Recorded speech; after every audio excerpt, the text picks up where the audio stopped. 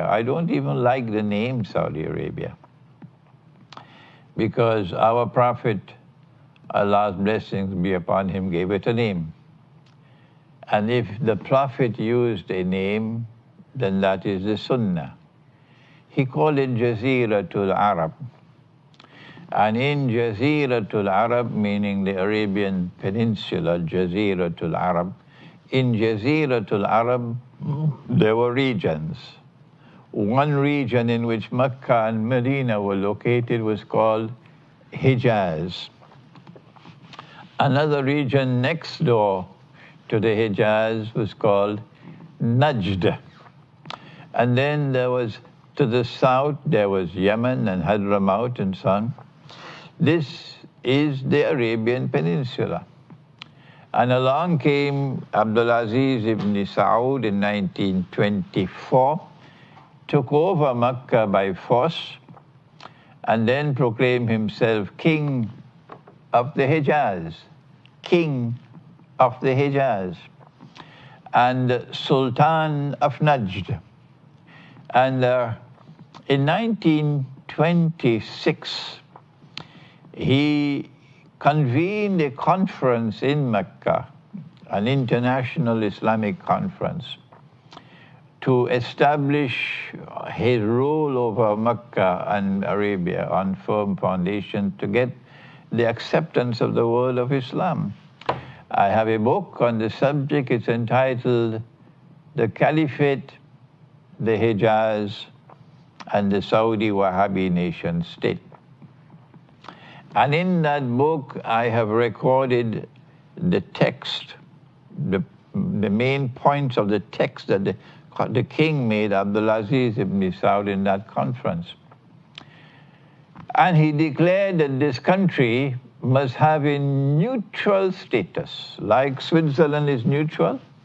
It must not take sides with anyone. He said that this country must not wage war on anyone, and no one must wage war on this country. Those were his words. The king, the father of the present King Salman. And today, Saudi Arabia, they gave it a new name after their own family, Saudi Arabia. It's difficult for me on my tongue to even pronounce the word Saudi Arabia, is waging war on innocent Yemen, and now is on the verge of provoking war with Iran. And if, of course, they're doing it on behalf of the United States of America. Everybody knows that. If they succeed in provoking war with Iran, this is going to involve war with Lebanon as well, war with Iraq as well. Egypt will be in it. Qatar will be in it. Turkey will be in it. And then eventually, of course, the United States will get what the United States wants, the war with Russia as well. The United States is lusting for war with Russia, lusting. And President Donald Trump is just a pawn being pushed here and there. The master plan is war with Russia and war with China in order to rule the world. And so now the pawns are in place, and you have a young little upstart schoolboy who is the crown prince of Saudi Arabia now, Mohammed bin Salman. I call him a schoolboy. I don't know how long it will take, another 1 week, 2 weeks, 1 month, before Saudi Arabia, using some pretext or the other, will provoke war with Iran. When that happens, there is an expression in English, they say, all hell break loose. The world is going to be changed. It's not going to be the same world anymore. They're going to end up getting the Armageddon that they're lusting for, the Malhama. I recall 1976, July 1976, yes, I recall it because King Faisal, the brother of King Salman, King Faisal of Saudi Arabia, had stood up against the Zionists after the war of 1967. when Jerusalem was captured. And King Faisal had imposed an oil boycott on the United States when the War of 1973 took place, the Arab-Israeli War of 73. And when the price of oil went up by 400% and the money was coming in, then Pakistan had an intelligent ruler at that time. I don't know, Pakistan always has a schoolboy, but they had an intelligent ruler at that time, Zulfikar Ali Bhutto. And Bhutto had the political acumen to realize that an opportunity had come. And he reached out to Faisal, and they quickly formed an alliance, a Bhutto-Faisal alliance. Maybe some of you are too young to know about this.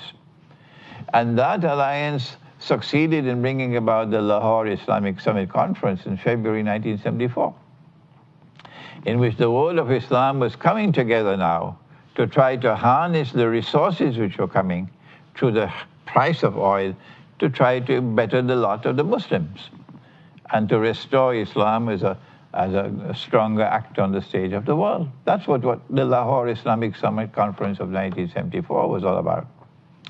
And then the Western world, the Zionist world, was so alarmed by what Bhutto and Faisal had done.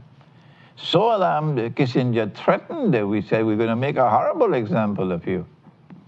And 2 months later, they responded with India.